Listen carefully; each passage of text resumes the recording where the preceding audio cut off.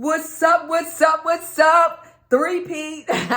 This is the third video dropping today on Monday, guys. Make sure you subscribe, hit those notification bell, turn on every single thing, so you can be aware and prompted and notified and tagged and all kind of stuff when these videos drop on Monday, because you want to be in the know. You want to get as much information as you can. So today's video is about what goes in the employee folder. Again, someone commented on one of my videos from last week when I talked about the marketing folder and said, Coach, can you do one on what goes in the client folder in the home, which was dropped a few minutes ago, and also what goes in the employee folder. So let me throw out this little disclaimer. It may vary. Some of the things that I'm mentioning are not mandatory. However, I'm going to tell you what I had in my employee folders. The first thing is you definitely want an application, right? And you want that application filled out completely. And I would say with at least 5 years of work history. And if they do not have 5 years of work history, then they can just put, they were in school, or, a mom or a dad or whatever it is, right? So you want the application filled out as complete as possible. Yes, you can have them attach a resume. However, what I have found is that resumes are not always updated. So you want to make sure you get all the information you can, because you're going to be checking references, personal references, business references, and things like that. Then you want to have in there all of their credentials, meaning, CNA, copy of the CNA certificate, because you want to make sure all of these things are valid. So definitely check expiration dates, right? So you have your CNA, CPR, first aid, any credentials, right?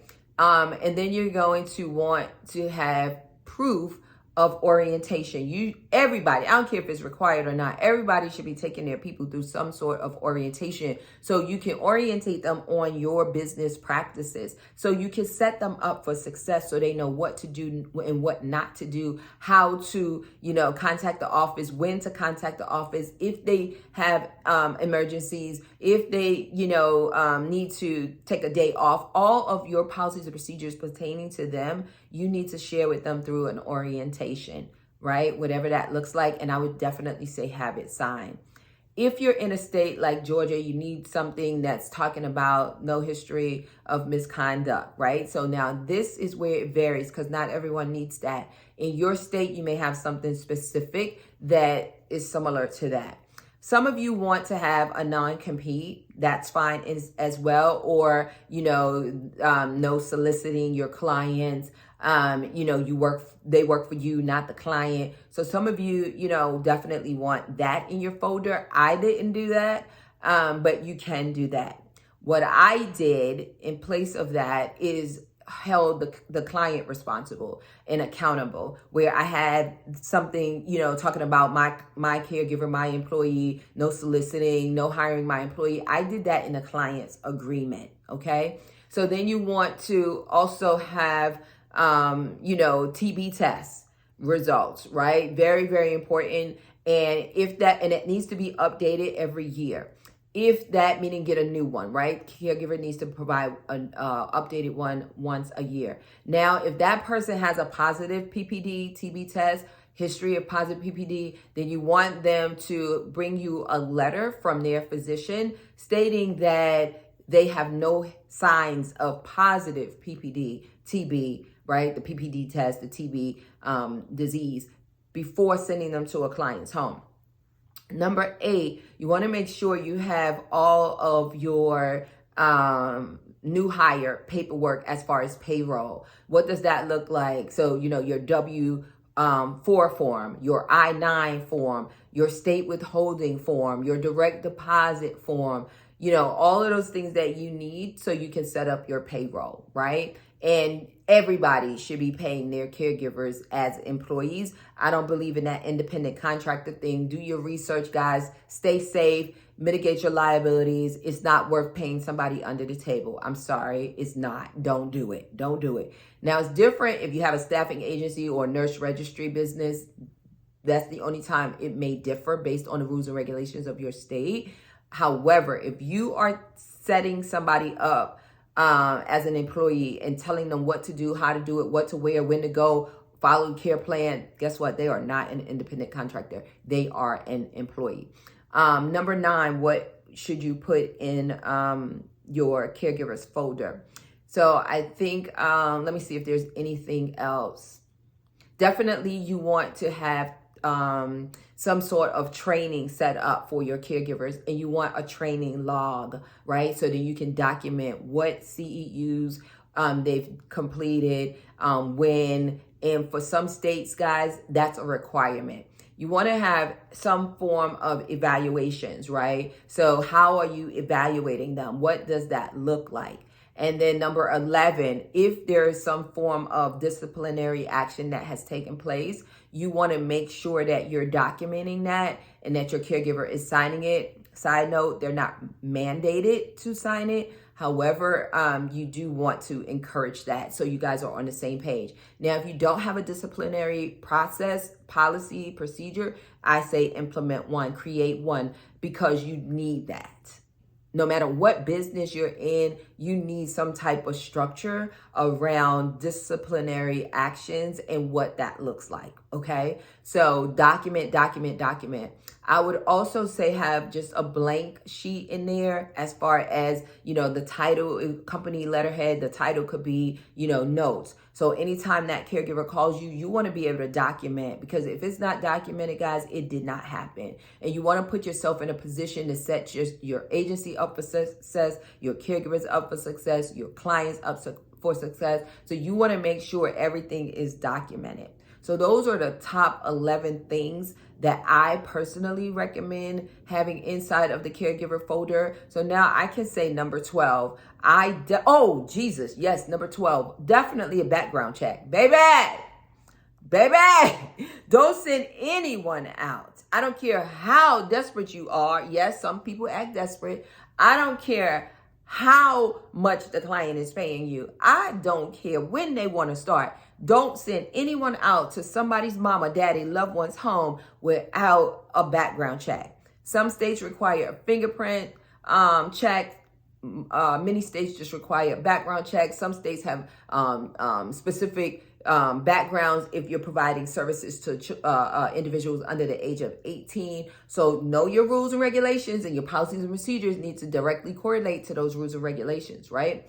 So number 13, wow, I didn't even think this much. That's why I like going straight from the dome. Number 13, I would say what we did is a motor vehicle record. I have never sent somebody out to a client's home saying, I want you to drive Miss Jones to her doctor's appointments, run errands while on the company clock without checking their motor vehicle record. What if, when I talk about mitigating liabilities, when I talk about setting yourself up for success, guys, think about everything. Just think about the scenario. Think about the scenario. Play it out. Play it out in your head. How is this going to end? Never, hashtag never in the comments. Never send anyone out on company time, taking care of a client, running errands that involves them getting behind a wheel and driving a vehicle without checking their motor vehicle record, without checking their driver's record. What if that person has DUIs? Jesus. What if that person has a suspended license? And that's the other thing, credentials, when I mentioned. So I didn't list all the credentials, but you definitely want a copy of their driver's license, social security card, or whatever form is accepted on that I-9 form. So look at the I-9 form and it'll tell you, things that you can accept. And with that being said, guys, you need to see the originals. You need to see them. Don't accept copies, right? You want to follow the rules on that I-9 form. So it's very, very important. If you guys don't know what I'm talking about, Google right now, 2022. I'm pumped up for conference, guys. Little commercial real quick. I dropped yesterday on the 23rd, I dropped the 2023 Home Care Empowerment Conference early bird tickets. Get your ticket. So the regular ticket, $597, yep, it's well worth it. But why not save $200? Why not save $200 and go get that early bird ticket for $397? Now, if you want to wait a little bit, then that's fine too. We dropped them yesterday within 8 hours, 119, I think it was 113 or 119. One of the two. Over 100 individuals invested in their tickets. So if you don't know about conference, you want to go to myhomecarecoach.com, click on services, click on events. There's some video from conference this year, which was insane, over the top. Every year it gets better and better. We had over 300 individuals there. So you definitely want to be in the building, right? So now let's jump back. Your specifics when you need, as far as your, like I said, Google the I-9, but you want to make sure you get copies. Original, so you can make the copies. I just want to be clear on that, right? You want to adhere to the rules of the I-9, right? So you need those originals, right? So it's very important. So guys, if this was your first time watching me, welcome, welcome, welcome. Let me know in the comments what you thought. If you enjoyed it, subscribe, click the bell, turn on the notifications, and like the video. Like it. So y'all take care. God bless. Oh, and subscribe to my text messaging in the morning. I think I mentioned it earlier on. If not, I did on a previous video, 678-336-7472. I send out a text message every morning at 8 a.m. You don't want to miss it. You want to be a part of that. So y'all guys, take care. God bless. And I will see you on the next video. And this is the third one today or Monday. So there's one more coming, talking about the Home Care Empowerment Conference as an established business. Take care, guys. God bless.